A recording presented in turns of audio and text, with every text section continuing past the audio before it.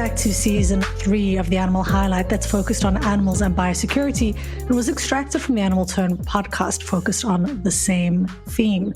This season has been sponsored by Animals in Philosophy, Politics, Law and Ethics, A.P.P.L.E, as well as the Biosecurities and Urban Governance Research Collective.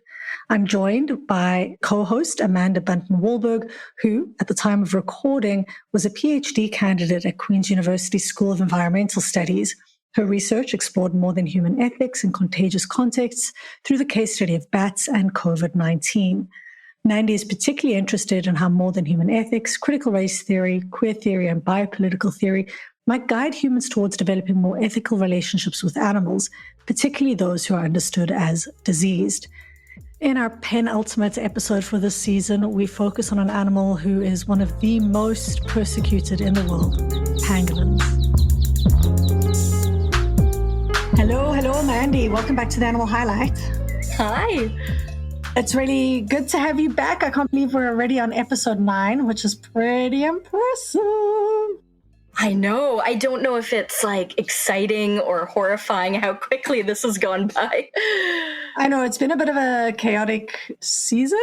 We were really running a tight ship at the end of last year, and then slowly started to realize that was a bit bonkers. So, no, it's been a good season. It's been a really good season, and so interesting. I've learned a lot actually about just, biosecurity is one of those vague concepts that just sat somewhere in my mind, and I feel as though I'm really starting to grapple a bit more with what biosecurity is. So that's great. Yeah, me too. I agree. And these highlights have been a great way of kind of just thinking about the dynamic ways in which animals are connected to health, security, disease. So really good. Who are we going to be focusing on today? Yeah, so today I'm going to talk about pangolins. And I really, really appreciate how Nina Jamal offered important context regarding the framework of One Health today. And for this highlight, I want to continue thinking about One Health. And specifically, I want to discuss how this framework, while incredibly important and promising, can also run the risk of flattening out complexity and difference.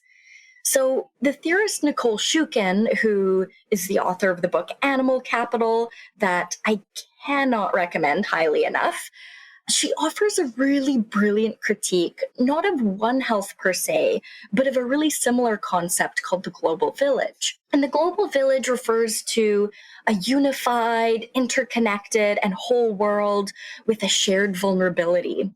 And while rightly pointing to crucial interconnections, this concept, as Shukin notes, can also run the risk of, quote, smoothing over material differences and leveling all humans and animals within a shared state of vulnerability, end quote. And Shukin points out that in reality, humans and animals face differential vulnerabilities to disease or death along the lines of species, race, class, gender, nationality, etc. So as I focus on pangolins today, who are really implicated in the global biosecurity threats of wildlife trafficking and COVID-19, I want to also be mindful of complexity, and I want to be mindful of the ways in which different groups are differentially impacted by supposedly unifying threats. Now, pangolins have been described as the most heavily trafficked wild mammals globally. They're illegally hunted and traded largely because their flesh is considered a delicacy in several Southeast Asian countries, but also because their scales are used in traditional Chinese medicines. And some researchers have suggested that pangolins, due in large part to the disease-fostering conditions of illegal trafficking, may have been intermediary hosts in the transmission of COVID-19 from animals to humans, though later studies have shown that this is unlikely. But regardless of the actual role that pangolins have played in the evolution of COVID-19, them and East Asian people who consume them are among the main scapegoats for the global pandemic that we're experiencing right now. Now, this highlight is about pangolins, but it's really important here not to gloss over how East Asian folks have been unfairly blamed for the pandemic in part because of their relationship to pangolins. So neoliberal and Orientalist pandemic discourses, in the words of Nicole Shukin, pathologize cultural differences, such as East Asians' perceived unhygienic intimacy with animals or exotic taste for animals, such as pangolins or bats. And for those who are just listening to the audio and not watching the video, unhygienic intimacy and exotic taste are in scare quotes here. And this has helped to fuel increasing hate crimes and discrimination against East Asian individuals and communities following the pandemic. Now, in regards to pangolins, it's not entirely clear how they've been impacted by COVID. On the one hand, bans on trading and eating wild animals following the emergence of COVID may have actually helped to give pangolins a bit of a reprieve. But according to A. Gosal and other researchers, there's also evidence to suggest that increased human confinement, the reduction in conservation enforcements, and the limited mobility of researchers may have all served to increase the likelihood of trafficking pangolins in certain locations post-pandemic. And it's also very possible that the association between pangolins and COVID has led to their increased persecution. So things are complicated. We now know, after this brief introduction, a little tiny bit more about how pangolins are enmeshed in biosecurity issues, and a bit more about the dynamic interplay between speciesism and racism. But who are pangolins? Well, they look a lot like armored anteaters, or maybe like four-legged pine cones with long tails, though in actuality, they're more closely related to the taxonomic order Carnivora, which includes animals like cats and dogs. And they have these overlapping scales, which are made of keratin, which is actually the protein that helps form human hair and skin and nails. And these scales protect most of their body. There's 8 species in total, ranging from vulnerable to extinction to critically endangered, and they live throughout the continents of Asia and Africa. There's really important differences among the different species and populations. So, for example, some are primarily ground dwellers, while others are primarily arboreal.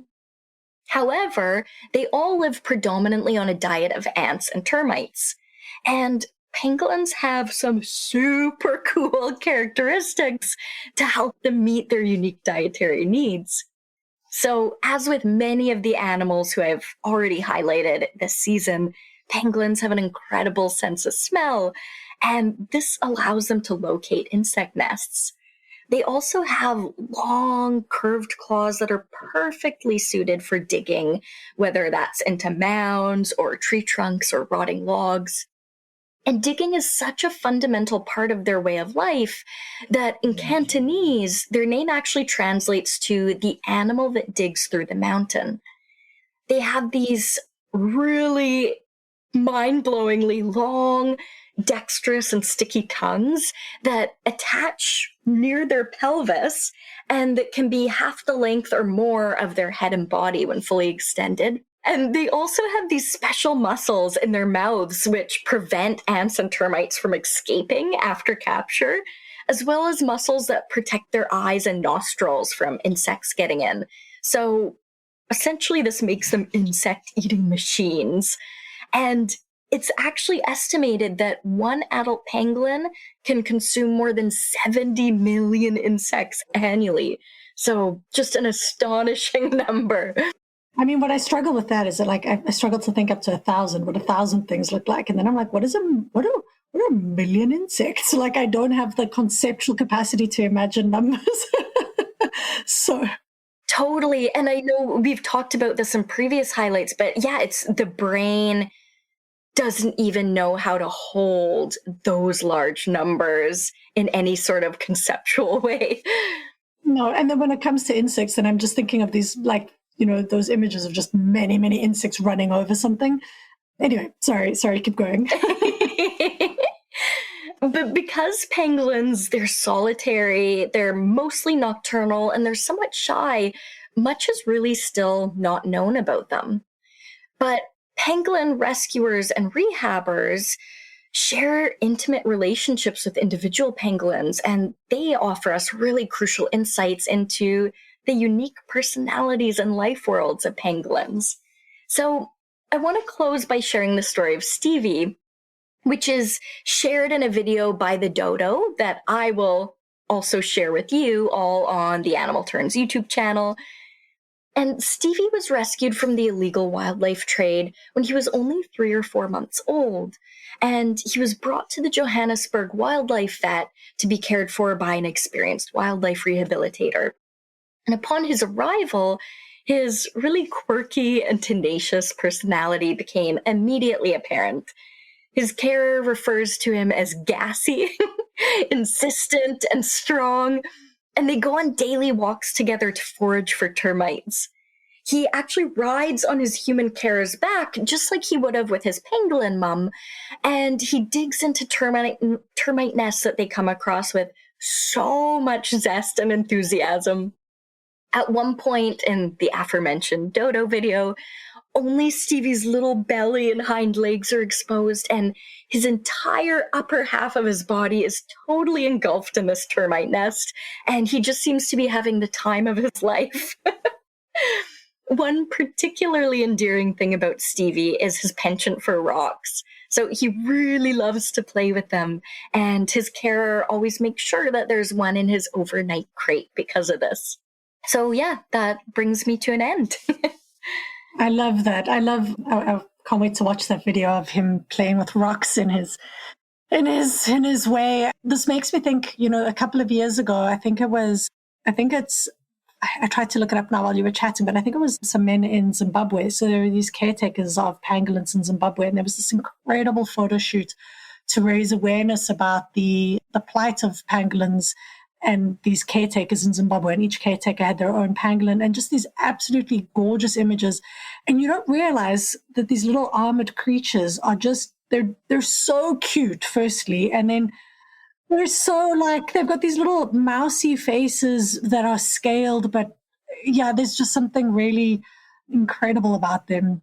And they were, for a long time, I think, just no one knew anything about pangolins or thought about pangolins. And then they became really well known because of their status, I think, as these really trafficked animals, which is, yeah, it's insane. And I like what you've done here because it makes me think a little bit about what I spoke to with Gladys in the previous episode about community-led conservation, just how important the kind of local community interventions are in terms of the human-animal interactions that are happening, and that this can't be understood purely at a species level. You have to go to specific geographical locations, what's causing or compelling people to engage in things like trafficking, to engage in things like poaching. If you want to really address these issues, you have to consider kind of these broader economic challenges and questions because, yeah, they're important.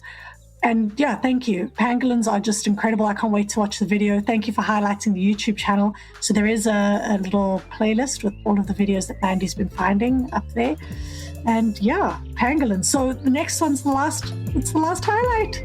Yeah, so bittersweet. All right. Well, thank you again, Mandy, for everything. And I hope you have an awesome day. Thank you. Thank you to Animals in Philosophy, Politics, Law and Ethics, A.P.P.L.E, as well as the Biosecurities and Urban Governance Research Collective for sponsoring Season 5 of the Animal Turn podcast, where this content was extracted from. Thank you also goes to Amanda Bunten-Walberg for being an incredible co-host, and to Rebecca Shen for doing and designing the episode and podcast artwork. This episode was edited by Christiaan Mentz and produced by myself. Just a reminder to please rate and review this podcast wherever you listen. This is The Animal Highlight with me, Claudia Hirtenfelder.